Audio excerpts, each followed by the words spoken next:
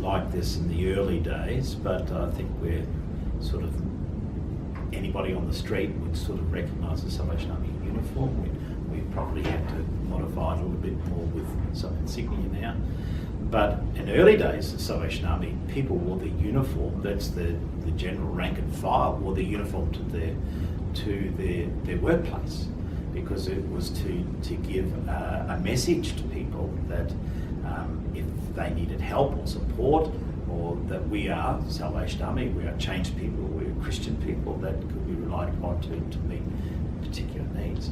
I suppose that our structure, again, one general, and in that period of time, 1860s, military bands, and the military was sort of very focal sort of visual within the community.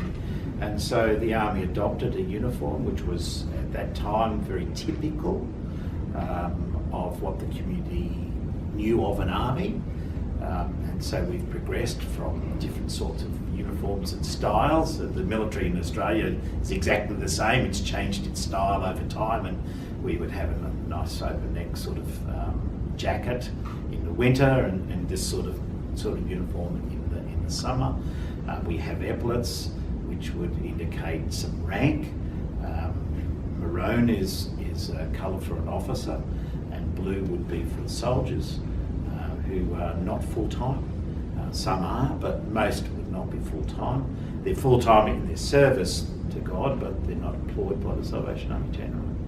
And so our whole structure is militarial in its style, in its organisational direction, but it's also a very visible sign to the community that we want to be seen, we want to be part of the community and relied on by the community.